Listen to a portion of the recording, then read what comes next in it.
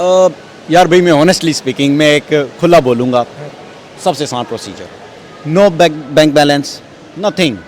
आपको सिर्फ क्या करना है, आपने एक हेड टेस्ट देना है एचईसी का हेड टेस्ट देंगे, वो मेरे ख्याल से 1000 रुपये का आपको बुकिंग होती है उसकी total. Hello guys, welcome back. कैसे आप सब? उम्मीद करता हूँ कि सब खैरियत से होंगे। आज मैं मौजूद हूँ हंगरी के दूसरे बड़े सिटी डेब्रेसन में, और मेरे साथ मेरे बहुत प्यारे भाई मौजूद हैं, अरसलान, जो कि पाकिस्तान रावलपिंडी से हैं।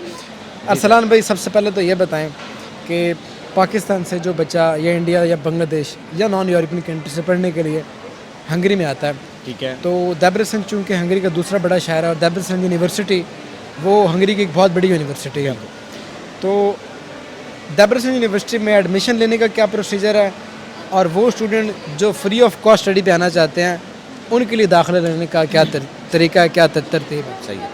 अच्छा यार भाई, 2 से 3 चीज़ें आपको काउंट करनी पड़ती हैं। सबसे पहले ये कि अगर एक सेल्फ पेड स्टूडेंट आना चाहता है यहाँ पे, जिस तरह के हम लोग थे, हम लोग को मतलब उस वक्त किसी ने गाइड नहीं किया था कि यार यहाँ पे आप स्कॉलरशिप पे आओ तो आपको क्या क्या फैसिलिटीज़ मिलती हैं।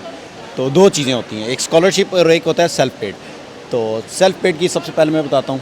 सेल्फ पेड का ये होता है कि आपको एक बैंक स्टेटमेंट प्रिपेयर करनी पड़ती है, आपको अप्रॉक्सीमेटली 45 लाख के करीब, ठीक है। आपको वो अमाउंट रखनी पड़ती है 3 to 5 मंथ्स अपने जो है ना बैंक अकाउंट में।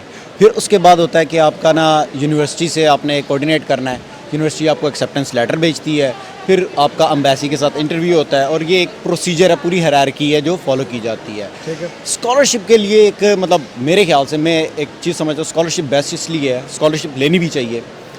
सबसे आसान procedure, no bank balance, nothing. आपको सिर्फ क्या करना है, आपने एक हेड टेस्ट देना है एचईसी का हेड टेस्ट देंगे, वो मेरे ख्याल से 1000 रुपये का आपको बुकिंग होती है उसकी टोटल, ठीक है। लेकिन वो क्लियर करना लाजमी है। 1000 रुपये? यस, मैक्सिमम 1000 रुपये का मुझे याद है, अभी मैंने रिसेंटली करवाया भी एक बंदे का, तो वो आप करवाएं।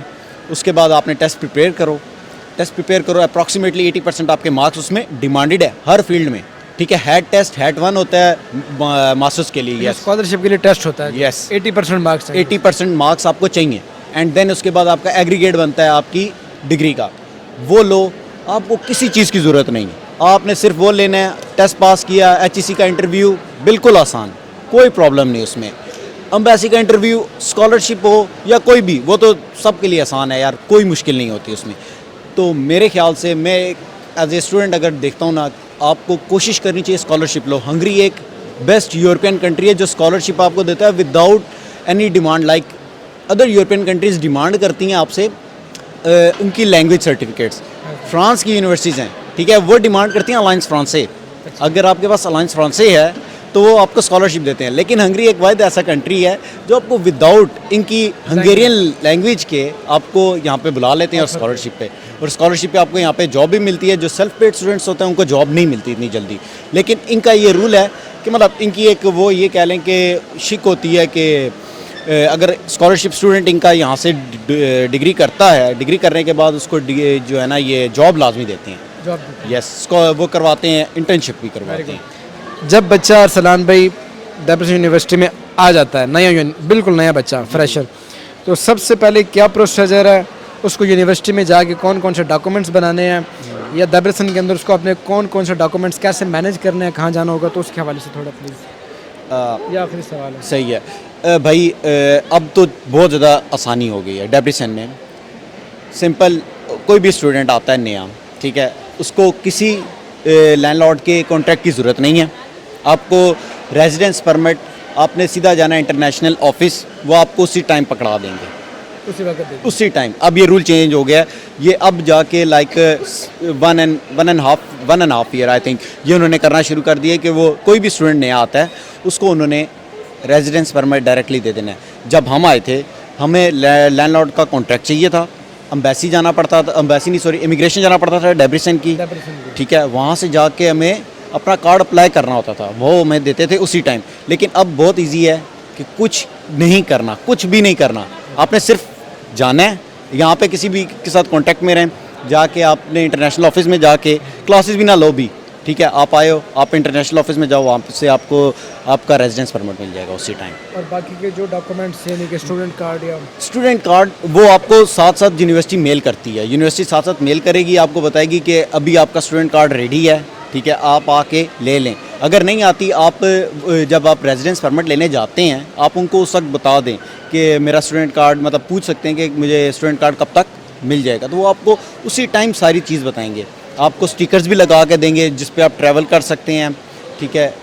मतलब रेजिडेंस परमिट के साथ साथ होपफुली आपको एक यूनिवर्सिटी कार्ड मिलता है, यूनिपास, वो भी आपको दे देंगे। वो आपने यूनिपास जब आप अपनी कंट्री में हैं, आपको उसी वक्त आपका इशू हो चुका होता है, इशू हो जाता है। ठीक है, बाकी के जो डॉक्यूमेंट्स होते हैं जैसा कि टैक्स कार्ड हो गया। टैक्स कार्ड के लिए आपको थोड़ा भागना पड़ता है। अच्छा, यस, भागना पड़ता है। उसके लिए आपको यूनिवर्सिटी से लेना पड़ता है, स्टूडेंट सर्टिफिकेट लेना पड़ता है, ठीक है, वो लेके जाना पड़ता है आपको टैक्स ऑफिस के बाद आपको वो मतलब विद इन 2 वीक्स आपको दे देते हैं आपका वो उसका क्या नाम है, कार्ड, टैक्स कार्ड दे देते हैं। फिर उसके बाद आप जाके कोई भी अगर काम करते हो इजीली आप कर सकते हो। चलें, जॉब से आपने एक अच्छी बात की, तो जॉब्स के हवाले से पूछना चाहूँगा कि डेब्रेसन में जॉब्स की क्या कंडीशन है?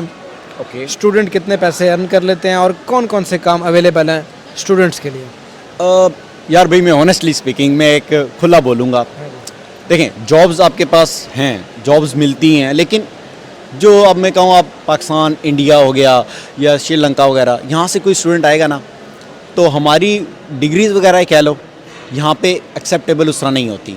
हमारा एक्सपीरियंस में भी काउंट करे, ठीक है, लेकिन यहाँ पे जो भी नया स्टूडेंट आता है उसको और जॉब्स करनी पड़ती हैं अपने सर्वाइवल के लिए, ठीक है। और मैं कहता हूँ, मैं एक पर्सनली तौर पे ये चीज़ कहता हूँ, वो बहुत अच्छी चीज़ है अगर आप और जॉब करते हो यार। और जॉब करने से आपको अपने बारे में पता चलता है कि यार मैं कितना पानी में हूँ, ठीक। और बकाया रही आपकी फील्ड से रिलेटेड जॉब मिलती हैं यहाँ पे, आईटी की बहुत ज़्यादा जॉब्स हैं डेब्रेसन में, ख़ास तौर पे डेब्रेसन की कुछ काफ़ी मतलब यहाँ पे कंपनीज़ वगैरह हैं, आईटी सॉल्यूशंस है, ठीक है, वो देती है। फिर उसके बाद यहाँ पे फ्रीलांसिंग करवाते हैं। फ्रीलांस की ये है एक मुझे उसका नाम नहीं याद, एक कंपनी है वो करवाती है ये कस्टमर केयर सर्विसेज सपोर्ट की। तो ये हैं यहाँ पे डेब्रेसन में। और मैक्सिमम जो एक स्टूडेंट है अर्न कर सकता है पर आवर वेजेस आपको पता है 18 से 1900 फॉरेन है पर आवर। तो स्टूडेंट क्या यहाँ पे काम करते हुए और जॉब्स करके अपनी फीसें अफोर्ड कर सकता है?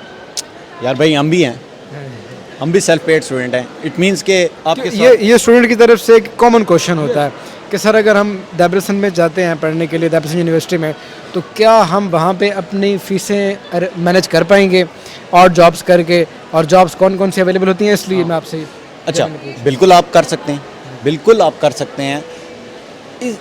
मतलब करने का मकसद या मतलब तरीका ये है कि आप अपने अखराजात को कंट्रोल करें। यहाँ पे और जॉब्स जिस तरह की हैं, वोल्ट करते हैं लोग, डिलीवरी का काम करते हैं, ठीक है, डिलीवरी का काम करें आप लोग, ठीक है। उसमें ये होता है कि आपकी अर्निंग का मतलब कोई लिमिट नहीं है।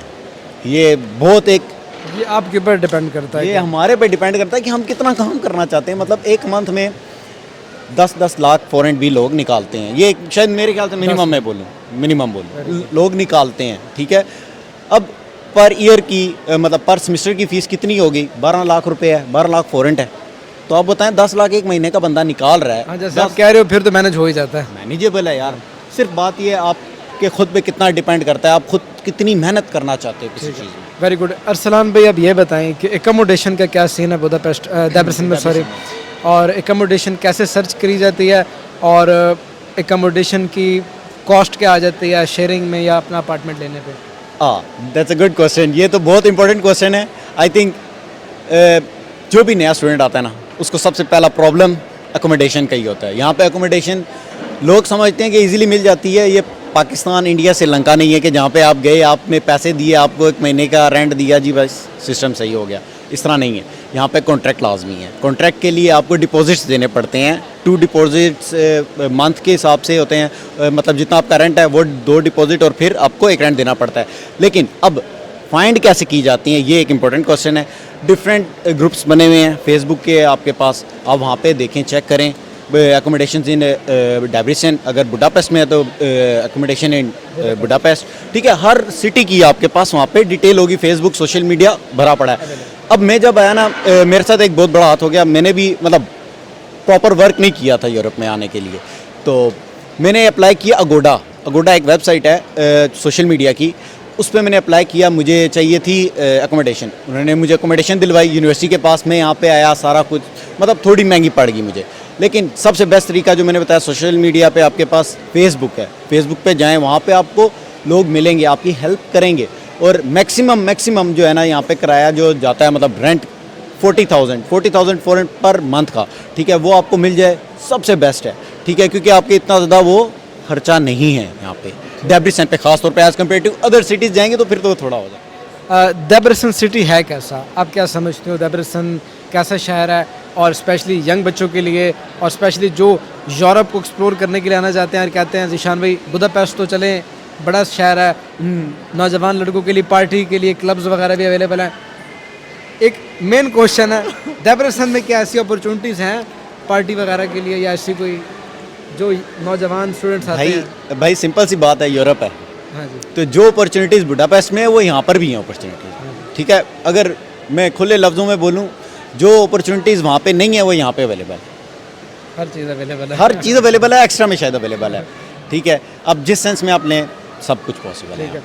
अरसलान भाई वेदर कंडीशंस का बताते हैं, वेदर कंडीशन डेब्रिसन की? वर्ष रहता है थोड़ा, टेम्परेचर थोड़ा ना यहाँ पे ठंड है, यहाँ पे as compare to other Hungary की सिटीज़ देखा जाए ठंड है यहाँ पे, मतलब मैक्सिमम जो जाता है -11 भी जाता है। -11? यस, -11 मुझे याद है, मैंने एक पेपर दिया था, पेपर देने गया था यूनिवर्सिटी, और उस वक्त टेम्परेचर -11 था, तो जाता है टेम्परेचर, क्योंकि थोड़ा ये साथ जुड़ता है दूसरी कंट्रीज यूक्रेन वगैरह के साथ, तो यहाँ पे है थोड़ा टेम्परेचर है। और मेरे ख्याल में थोड़ी आबादी भी कम है बुदापेस्ट से, तो खुला इलाका होने की वजह से भी बहुत ज़्यादा यहाँ पे आपको मैक्सिमम यूनिवर्सिटी ऑफ डेब्रिसन के सारे ही कैंपस ही मिलेंगे, इतने लोग नहीं मिलेंगे जितने यूनिवर्सिटी ऑफ डेब्रिसन के कैंपस मिलने ये वाले। चीज़ मैंने भी थोड़ी ये फाइंड आउट किया कि इस शहर की जो एक बहुत बड़ी इकोनॉमी की जो मेन वजह वो डेब्रिसन यूनिवर्सिटी भी है। एग्जैक्टली ऐसे ही है, ऐसे ही है, सही कह रहे हैं आप, बिल्कुल।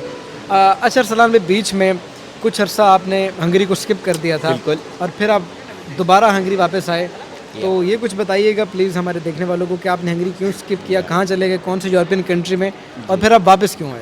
अच्छा, ये एक बहुत मज़ेदार कहानी है। लाइक मेरे मैं जब पाकिस्तान से चला, मेरे पास एक अपॉर्चुनिटीज़ थी कि यार मेरी फैमिली होती है यूरोप में, तो मैं उनके पास जाऊंगा, वहाँ पे जाके मैं कुछ और करूँगा, मतलब मेरे जहन में इस तरह कुछ था। मैं फ़्रांस चला गया, फ़्रांस गया हूँ, वहाँ पे मैंने मतलब काम किया, काम कोई भी और जॉब आपको मिल जाती है वहाँ पे, इजीली मिल जाती है। तो एक चीज़ जो मुझे वहाँ पे बहुत ज़्यादा फील हुई, वो पेपर्स हैं। यस, यूरोप में आने के लिए ना, यूरोप में रहने के लिए, लीगल रहने के लिए आपको पेपर्स की ज़रूरत पड़ती है। तो पेपर्स जिस भी कंट्री के हों, जिस भी कंट्री के, तो मैं प्रेफर करूँगा वहाँ पर रहें। एंड जब मैंने स्किप किया तो मेरा एक ये था कि मैं पैसिव करवा के गया था यहाँ से। यहाँ पे आपके पास अपॉर्चुनिटी होती है कि आप कंसेक्यूटिव अपने 2 सेमेस्टर या 1 साल स्किप कर सकते हैं, पैसिव करवा सकते हैं, पैसिव, ठीक है। एक्टिव स्टेटस और पैसिव स्टेटस, पैसिव करवा के आप जा सकते हैं, तो मैं वो करवा के गया था वहाँ पे, और वहाँ पे मैंने डिफरेंट चीज़ें सीखी, लैंग्वेज सीख के आया मैं वहाँ पे, A1 A2 करके आया, वहाँ पे सर्टिफिकेशन लेके आया लैंग्वेज की, ताकि मुझे आगे जाने की अपॉर्चुनिटी ज़्यादा मिले। तो स्किप मैंने किया, but I think bad decision, ठीक है, स्किप नहीं करना चाहिए था। मैं अगर कंप्लीट करता तो आज ग्रेजुएट हो रहा होता आज के साथ। लेकिन इट्स गुड कि यार, यस, एजुकेशन की वैल्यू है, आप किसी की तू मैं नहीं सुन सकते, ये एक बता दूं, तू मैं आप क्या आपकी ऑडियंस होपफुली समझ। बहुत अच्छी बात की है अरसलान भाई ने, thank you so much Arsalan भाई, आपके तमाम जवाबात को जो कि आपने दिए हमारी ऑडियंस को। और उम्मीद करता हूँ कि हमने तकरीबन ओवरऑल जो एक नए स्टूडेंट के लिए इंपॉर्टेंट क्वेश्चंस होते हैं, जो कि उसको पता होनी चाहिए चीज़ें, वो हमने इस वीडियो में कवर करने की पूरी कोशिश की है। तो अगर वीडियो अच्छी लगी हो तो वीडियो को लाइक कीजिएगा, और अरसलान भाई को हम अप्रिशिएट करते हैं कि उन्होंने यहाँ डेब्रिसन में रहती हुए अपनी स्टडीज़ कंप्लीट कर रहे हैं, और नए आने वाले बच्चों के लिए एक मोटिवेशन है। Thank you so much Arsalan भाई, थैंक यू। मिलते हैं इसी तरीके की अगली वीडियो में, तब तक के लिए टेक केयर, अल्लाह हाफिज़।